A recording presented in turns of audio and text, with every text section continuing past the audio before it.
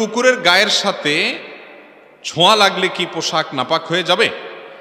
কুকুরের সাথে যদি আমাদের শরীর কাপড় চোপড় লাগে, বিশেষ করে শহরে গ্রামে সর্বত্র কুকুর ছুটোছুটি করে তখন কুকুরের গায়ের সাথে আমাদের গা কাপড় চোপড় অনেক সময় লাগে, স্পর্শ হয়, নাপাক হবে কিনা খুব গুরুত্বপূর্ণ প্রশ্ন।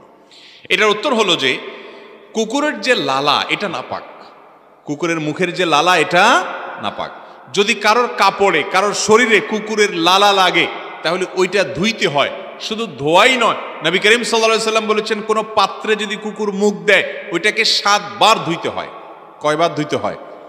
বিজ্ঞান গবেষণা করে হয়তো বাইর করছে বা করবে যে কুকুরের মুখে হয়তো এমন কোনো জার্ম আছে যেটা এতবার না ধুইলে যাবে না, মারাত্মক কোনো কিছু হয়তো আছে, আল্লাহু আলাম।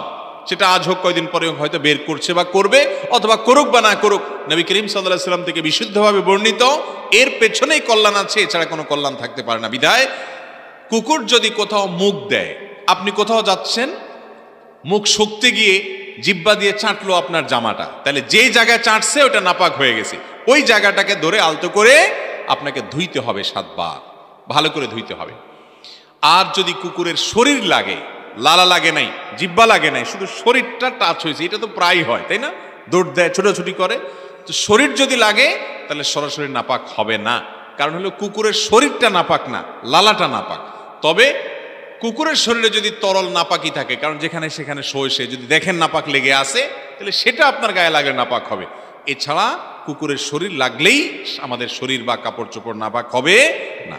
আমাদের দেশে তো এবং গোটা দুনিয়াতে দেখবেন অনেকে আছে যেখানে কুকুর নাপাক, কুকুরের এটা যদিও মূলগত মজ্জাগত নাপাক না, শুকরের মতো যে আগাগোড়া নাপাক, এটা লালা নাপাক, গোশতটা নাপাক, হ্যাঁ, কিন্তু এই কুকুর দেখবেন অনেকে এত আদর করে লালন পালন করেন যে সন্তানরা এত আদর করে না।